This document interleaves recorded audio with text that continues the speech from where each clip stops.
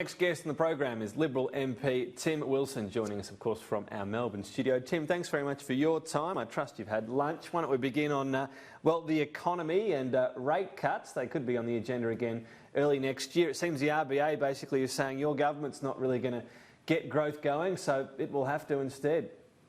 Well, that's a misinterpretation. What the economy faces headwinds globally and internationally, and so the task for all of us is to focus on what we need to do to deliver stability and growth. Now, the first thing we can do to deliver stability and growth is to make sure we have a clear commitment to a budget surplus so people can invest with confidence, so that the private sector isn't competing with the public sector for capital and for debt, so that we can invest in the future of the country and grow jobs. But the other thing, frankly, we do is provide confidence is if the RBA press pause on interest rate cuts. I've said this consistently along the way. Interest rate cuts aren't leading to people taking on more risks in terms of investment for jobs. All it's simply doing is leading to higher household debt, which isn't actually improving the economic environment for people who want to go on and grow and create jobs.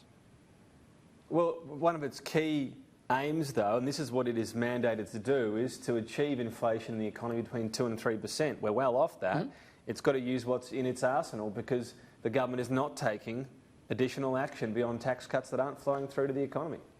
Well, that's false, actually. We've already brought forward $3.6 billion in infrastructure spending, and yes, we have delivered tax cuts in comparison to our political opponents who wanted $387 billion worth of tax increases. But this is the point if you go and look at the transcripts of the Economics Committee hearings where the RBA turns up in a lot of the economic literature, is there's a point in which cutting interest rates can actually have the reverse effect of undermining growth and not actually stimulating the economy to create an environment where inflation is a consequence. And I think we're basically at that point already. So if the RBA wants to hit its inflation target, it's contestably better leaving rates exactly where it is. That will give more stability and confidence, coupled with the budget surplus the government is going to deliver for an investment environment where people do want to invest and create jobs and create the economic stimulus that Australians need. It would have been easier for the RBA to have done that, though, with real stimulus unleashed from the government. You mentioned infrastructure, so you're talking about 0.1% of the economy, which is very little. I mean, there hasn't really been a major stimulus measure, has there?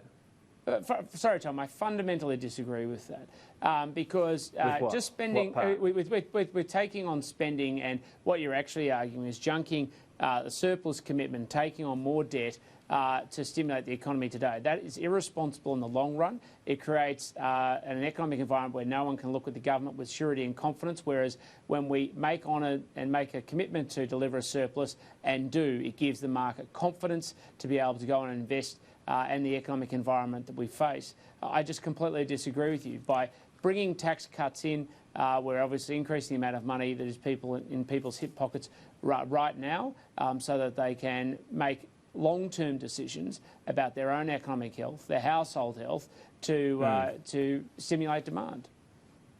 The only reason, though, we're not in recession right now is because of immigration numbers.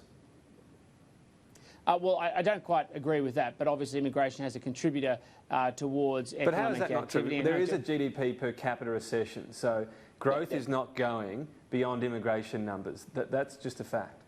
Well, what we're seeing is an economy that is continuing to grow against an international benchmark where other economies are growing at a lesser rate. Now, part of the responsibility of the government and the RBA is to create the environment. But other economies also have immigration at a much lower rate. If you could bring in the other comparison, if immigration was in there as well, we'd fall way down the table. Well, I haven't seen the data that backs up that assertion. I think you're just making an assertion without that data. Well, I'm not making it up. Well, that applies to Europe. You can check the data on it. It applies to Japan as well. No, I don't quite agree with that. What we actually have is an environment where the International Monetary Fund... What don't you agree with? What I'm saying is that we have an International Monetary Fund endorsing the government's prudent economic and responsible approach to expenditure. Immigration is part of our economic growth strategy, but it is not the only part of it.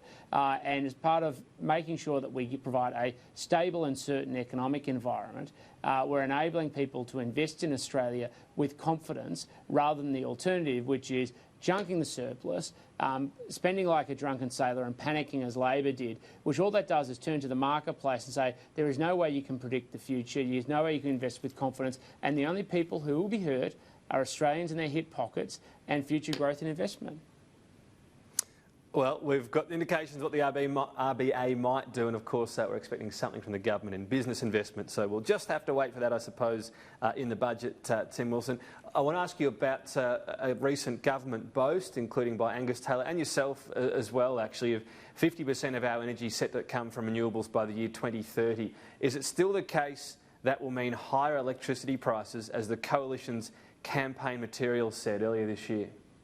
Actually, what the government talked about was the consequences of Labor's emissions target and how that would increase prices overall across the entire economy. Now, the data that's come out of the Environment Department shows that because of investment in renewables, we are going to continue to see a rise. And there are choices about how that can be done, because we're going to invest in projects like hydroelectric power and connecting more from Tasmania to the mainland. That can contribute to lower prices. But if your objective is simply to invest more in some types of renewable energy, which are more expensive, you'll end up getting more expensive costs. So we're focused on what we need to do to drive down prices. You've seen that in the wholesale. You've seen that in the wholesale market recently, and we're going to make sure that in any energy transition, reliability and affordability are factored in with cutting emissions, so we cut emissions and not jobs.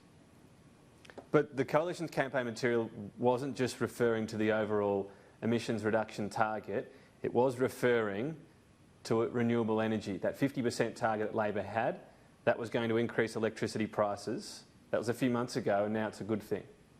Well, no. What we're talking about is what we just answered this question, which is there are different ways of actually achieving the target. Now, if Labor wants to go down the pathway that it was proposing, it could lead to much higher prices, because we've had reform to drive down wholesale prices, coupled with a sensible approach around reliable renewables, particularly as I outlined, things like connecting hydro from Tasmania to the mainland. You can achieve your emissions cuts while also reducing prices and creating jobs. But what about Labor's specific approach was going to increase prices compared to yours on renewables?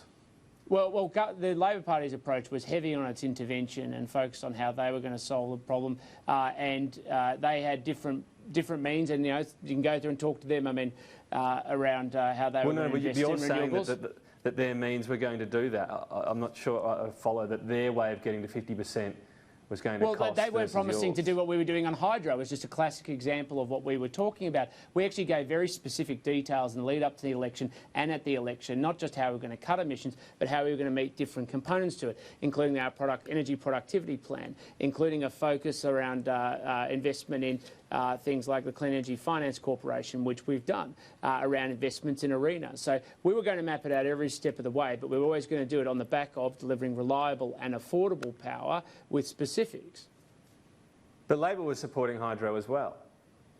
Well, they support different projects, but this is the specific one that I'm talking about around Marinus Link and what it can do for connecting energy into the grid. And so what we know is if you just simply go out there and promise more renewables without any clear plan, as we provided, to reduce our emissions profile while not cutting jobs, you can see rise in energy prices. That's how the states have responded in the past, and it's meant more expensive energy into the grid, not necessarily the same amount of reliability and higher costs, which can cost jobs. Labor would have also given $10 billion to the CEFC. That would have helped with prices for consumers, wouldn't it?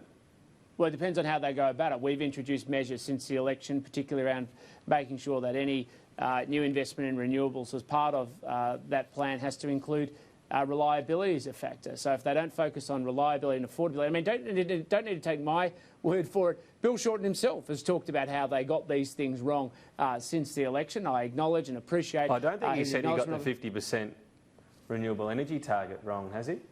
Well, actually, I've just read an article in the past 20 minutes that talks about how they've said that they got the discussion and the focus in their climate change policy wrong. And, of course, we took a plan to the election. We took the plan to the election, was endorsed by the Australian people. And was seemed to be the lead in the saddlebags because they didn't explain it. But the 50% renewable energy target, I haven't heard him regret that. But this is the point. We're focused on how to deliver outcomes rather than just setting targets, because what we're actually doing is prudent, responsible measures, every step of the way, which delivers reliability, affordability and emissions cuts without cutting jobs. And that's the method by which we're going to achieve it. Now, our plan against those benchmarks, the Environment Department is projecting we will meet up to 50% of renewables by 2030. Now, that's an outcome from having a clear, practical approach that focuses on the issues that are concerned of Australians while cutting emissions but not cutting jobs.